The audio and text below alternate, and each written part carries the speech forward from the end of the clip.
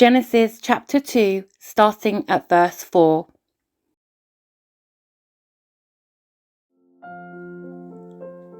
When the Lord God made the earth and the heavens, neither wild plants nor grains were growing on the earth, for the Lord God had not yet sent rain to water the earth, and there were no people to cultivate the soil.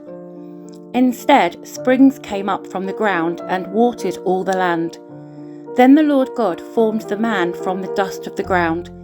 He breathed the breath of life into the man's nostrils, and the man became a living person.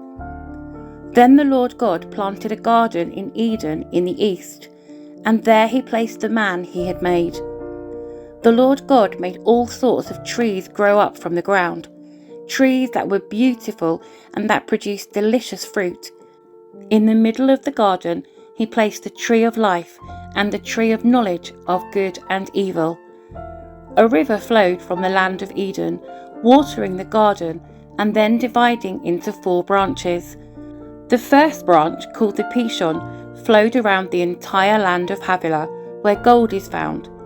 The gold of that land is exceptionally pure. Aromatic resin and onyx stone are also found there. The second branch, called the Gihon, flowed around the entire land of Cush. The third branch, called the Tigris, flowed east of the land of Ashur. The fourth branch is called the Euphrates.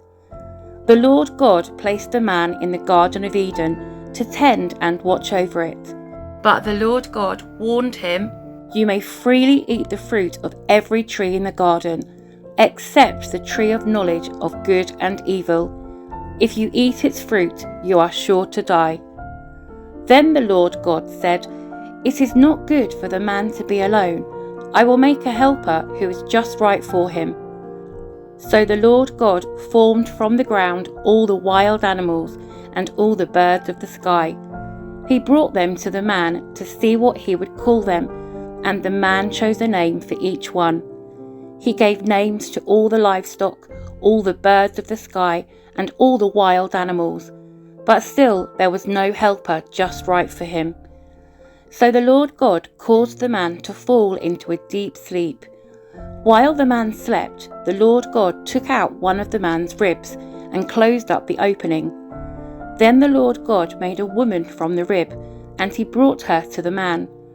"At last," the man exclaimed, "this one is bone from my bone and flesh from my flesh. She will be called woman because she was taken from man."